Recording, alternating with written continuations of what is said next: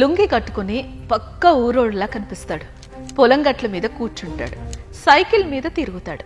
కానీ ఏడాదికి 2700 కోట్లు సంపాదిస్తాడు. మైండ్ బ్లాంక్ అయిందా? ఆయన గురించి ఇంకా చెబుతా వినండి. మారుమూల పల్లెల్లో కూర్చొని 180 దేశాల్లో వ్యాపారం చేస్తున్నాడు. 6 కోట్ల మంది కస్టమర్లతో డీల్ చేస్తాడు. ఫార్చ్యూనర్ 500 కంపెనీల్లో 300 కంపెనీలకు కన్సల్టెంట్ గా ఉన్నాడు. 12,000 మందికి ఉద్యోగం ఇచ్చాడు. యాపిల్, నెట్ఫ్లిక్స్, అమెజాన్, మహీంద్రా వంటివి కూడా ఆయన క్లయింట్సే. ఏడాదికి 2,700 కోట్లు లాభమైతే టోటల్ రెవెన్యూ 7,000 కోట్లు. కంపెనీ టర్నోవర్ 40,000 కోట్లు. ఇంకో షాకింగ్ విషయం చెప్పనా?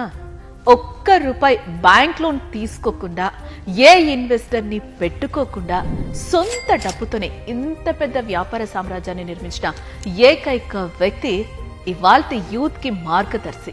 ఆయనే శ్రీధర్ వెంబు, జోహో సాఫ్ట్వేర్ కంపెనీ అధినేత. ఇదెంత ఎలా సాధ్యమైందో తెలుసుకోవాలనుందా? అంటే శ్రీధర్ వెంబు సక్సెస్ స్టోరీ చూడండి. అదే చెప్పే ముందు నేను ఒక మంచి మాట చెప్పాలనుకుంటున్నా. నచ్చితే ఫాలో అవ్వండి. యజమానిచ్చే జీతానికి నువ్వు బానిసైతే నీ జీవితంలో నువ్వు ఒక్క అడుగు కూడా ముందుకెళ్ళావు. శ్రీధర్ వెంబు కూడా ఇలాగే ఆలోచించేవాడు. 1959లో శ్రీధర్ వెంబు తంజావూరులోని ఓ రైతు కుటుంబంలో పుట్టారు.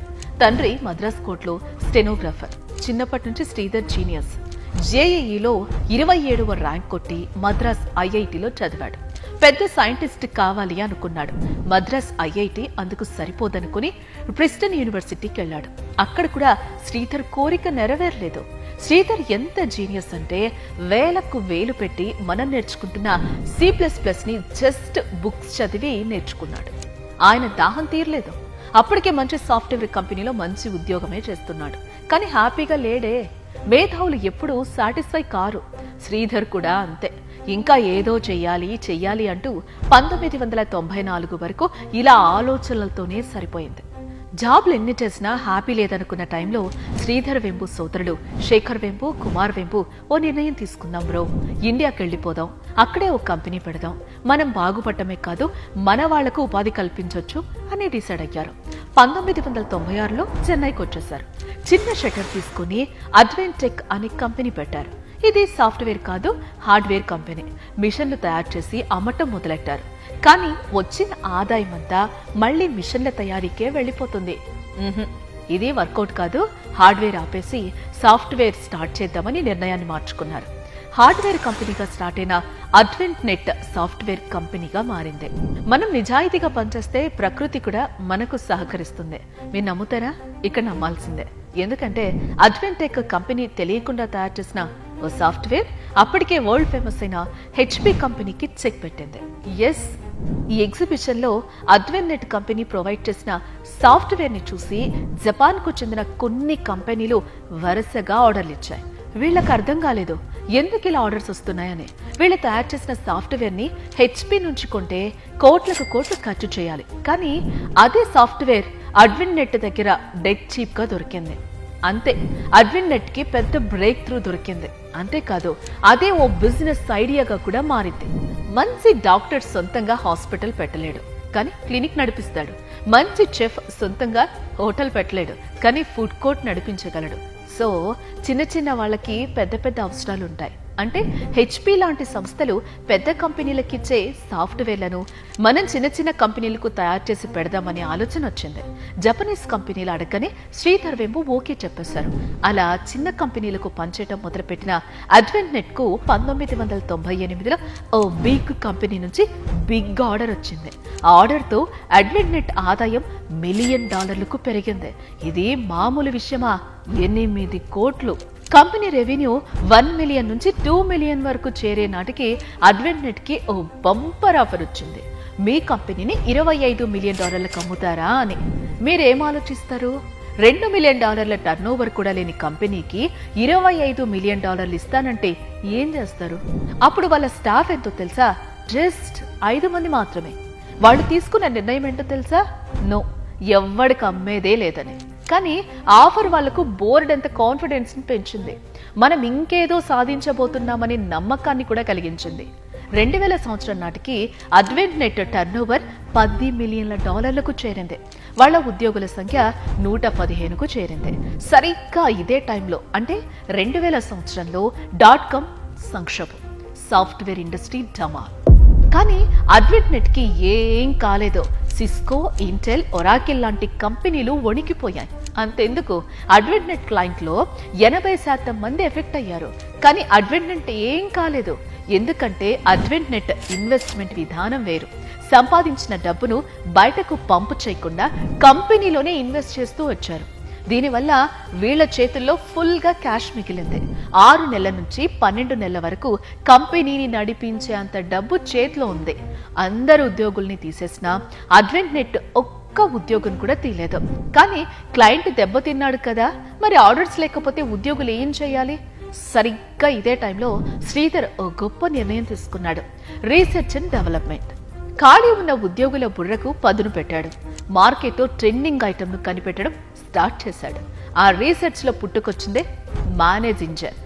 ఇది వరకు తయారు చేసిన సాఫ్ట్వేర్లను మెరుగుపరచడంతో పాటు మేనేజ్ ఇంజన్ ను డెవలప్ చేయడం భలే కలిసి వచ్చింది. ఆ మేనేజ్ ఇంజన్ ఇప్పుడు జోహోకి అతిపెద్ద ఆదాయ వనరుగా మారింది. ఇదే టైంలో క్లౌడ్ సర్వీస్ ను ఎందుకు డెవలప్ చేయకూడదు అనుకున్నాడు. అలా పుట్టుకొచ్చింది జోహో. ఎస్, జోహో అనే సాఫ్ట్వేర్ పేరు. ఇందులో బిజినెస్ రిలేటెడ్ ఎన్ని ఆపరేషన్స్ ఉంటాయో, HR management, hiring, finance, administration, ఇలా ప్రతి ఆపరేషన్ ను జోహో ద్వారా చేయొచ్చు. సర్వర్ మా దగ్గర ఉంటుంది, అవసరం ఉన్న ప్రతి ఒక్కరూ డౌన్లోడ్ చేసుకుని వాడుకోవచ్చు. నిజానికి జోహో ప్రొడక్ట్ నేమ్ మాత్రమే, కంపెనీ అడ్వెంట్నెట్, నో చేంజ్. ఇక సాఫ్ట్వేర్ కొత్తదే కానీ బిజినెస్ ఐడియా పాతదే. పెద్ద టెక్ కంపెనీ ₹1,00,00,000 అమ్మే సాఫ్ట్వేర్ ని జోహో జస్ట్ ₹1,00,000కే అమ్మిందే. ఫలితం ఊహించని విధంగా జోహోకి క్లయింట్లు పెరిగిపోయారు. శ్రీధర్ ఆలోచన చాలా స్ట్రాంగ్ గా ఉంటుంది. కంపెనీకి అప్పులు 0 ఉండాలి, బ్యాంకులో బ్యాలెన్స్ ఉండాలి, బ్యాలెన్స్ షీట్ స్ట్రాంగ్ గా ఉండేలా చూశాడు. జోహో సాఫ్ట్వేర్ ఎప్పుడైతే హిట్ కొట్టిందో అప్పుడు అమెరికాలో రిజిస్ట్రేషన్ అయిన అడ్వెంట్నెట్ ని ఇండియాకి మార్చేశాడు. 2009లో ఇండియాలో ఆ కంపెనీ పేరును జోహోగా రిజిస్టర్ చేశారు. ఇదే ఇప్పుడు మనం చూస్తున్న జోహో కంపెనీ. మీకు డౌట్ రావచ్చు, ₹1,00,00,000 సాఫ్ట్వేర్ ను శ్రీధర్ ₹1,00,000కు ఎలా అమ్ముతున్నాడు, దాన్ని ఎలా తయారు చేస్తున్నాడు అని. చాలా సింపుల్, ఖర్చును తగ్గించుకోవడం. 2004లో జోహో యూనివర్సిటీని స్టార్ట్ చేశాడు. ఇది గురుకులం లాగా పనిచేస్తుంది. 10th, ఇంటర్, డిగ్రీ, డిప్లొమా చదివితే చాలు. ఇంగ్లీష్ రాకపోయినా పర్వాలేదు, జోహో యూనివర్సిటీలో డిప్లొమా చేస్తే సాఫ్ట్వేర్ ఇంజనీర్ అయిపోతారని ఆఫర్ చేశారు. పెద్ద పెద్ద కంపెనీలు, పెద్ద పెద్ద యూనివర్సిటీలను ఎంచుకుంటే శ్రీధర్ చిన్న చిన్న కాలేజీలను ఎంచుకున్నాడు. వచ్చిన వాడికి 6 నెలలు టెక్నాలజీని నేర్పించాడు, ఇంగ్లీష్ కూడా నేర్పించాడు. సాఫ్ట్వేర్ ఇంజనీర్ గా మార్చేశాడు. వాళ్లకు తన కంపెనీలోనే ఉద్యోగాలు ఇచ్చాడు. జోహోలో పనిచేసే 15% సాఫ్ట్వేర్ ఇంజనీర్లకు కనీసం డిగ్రీ కూడా లేదంటే ఆశ్చర్యపోవాల్సిన పనిలేదు. జోహో సాఫ్ట్వేర్ కంపెనీలను ఎక్కడ పెడుతుందో తెలుసా?